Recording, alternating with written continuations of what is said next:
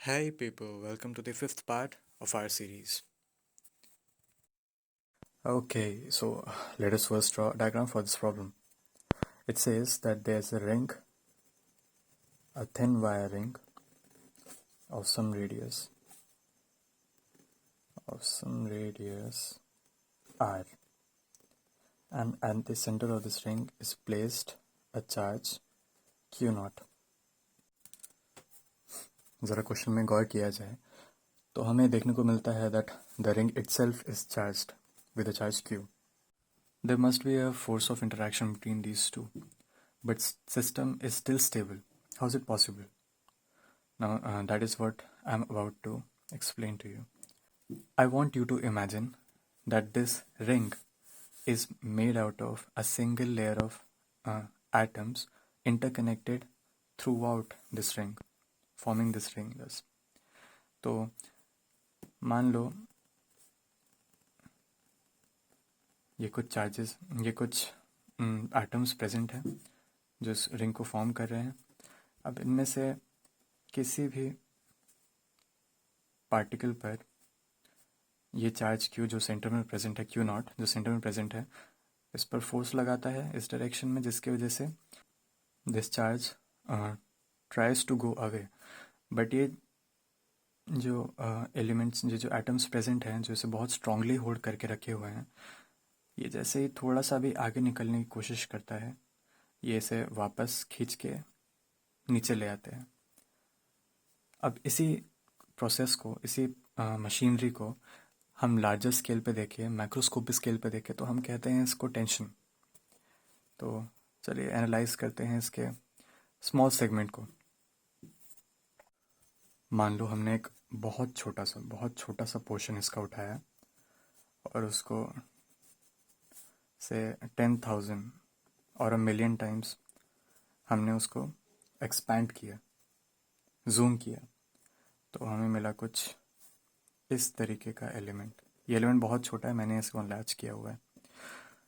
अब हम देखते हैं कि किस तरह ये जो चार्ज Q नॉट है इस पर एक फोर्स लगाता है.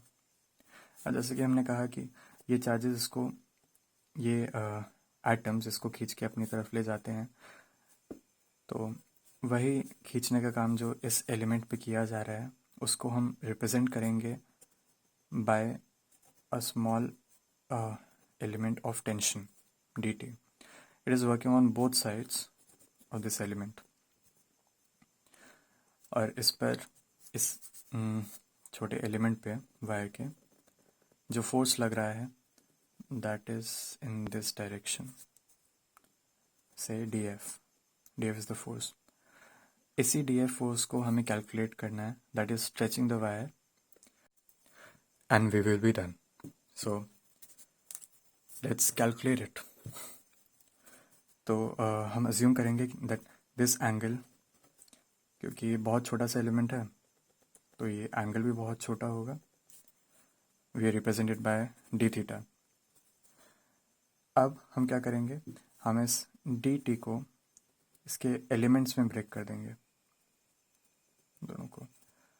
हमको बैलेंस करना है D F and this D T element. This is D theta, this is D theta, this becomes dt cos theta in both directions, and this is dt sin theta, sin d theta, dt sin d theta. now क्योंकि इस पे कोई force, net force zero है, तो this upward and downward components just add up to 0. That is df becomes equal to dt sin d theta into 2. df becomes dt 2 dt sin d theta.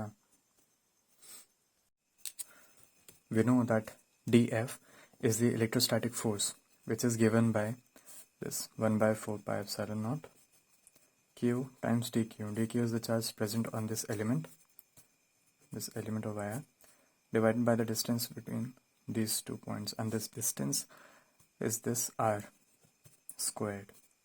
So we would be done right after we understand what this dq is. So let us calculate it. Now dq is the charge divided by the charge that is spread over this perimeter of this ring, the perimeter of this ring actually, 2 pi r times the length of the element that we have considered. So what is its length? It is given by basically r times this angle 2d theta, and we have q d theta by pi.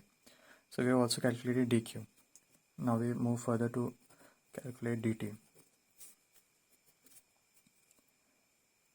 1 by 4 pi epsilon naught q by r q, it was q naught, q by pi d theta is equal to 2d t sine d theta.